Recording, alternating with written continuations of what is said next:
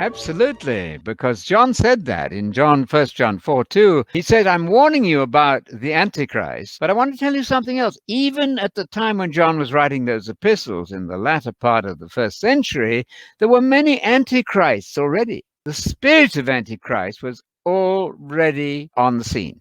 Beloved, do not believe every spirit. Spirit stands for mind or heart there. Mind, heart, and spirit, intellect. Do not believe everything you hear, but put the spirits to the test. Test the spirits to see whether they are from God.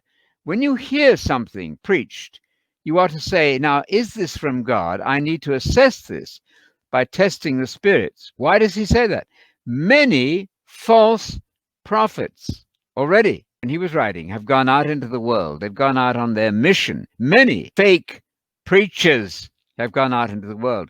This is how you are to recognize the Spirit of God. The Spirit of God doesn't need a capital letter there necessarily, but the Spirit of God is God's mind, God's idea. John 1:1, in the beginning was the Word, God's intellect, God's idea. This is how you recognize it. Every human spirit, every mind, and therefore the words that come from that mind, who confesses that Jesus, Messiah, has come in the flesh, is from God. What does that mean?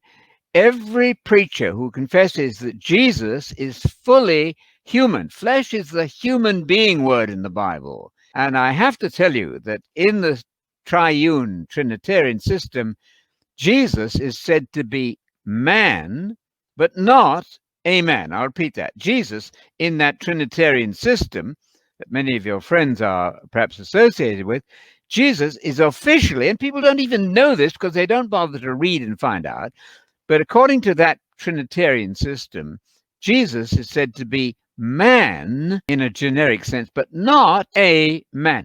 I say that's dangerous. That sounds very much like a Jesus who isn't really human.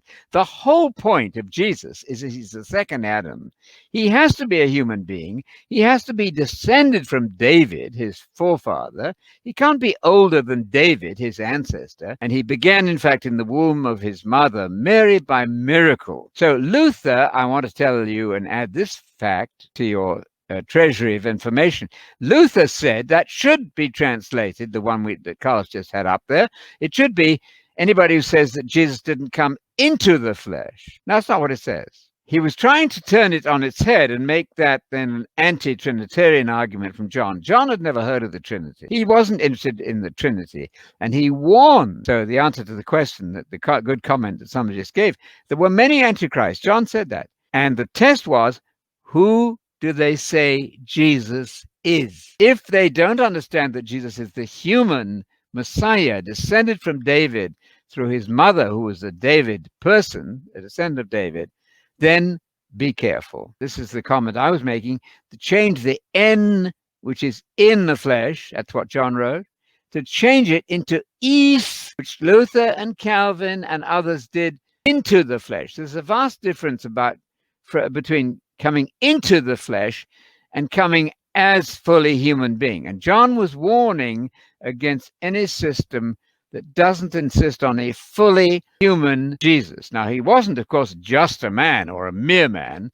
He had no human father, as Adam also didn't.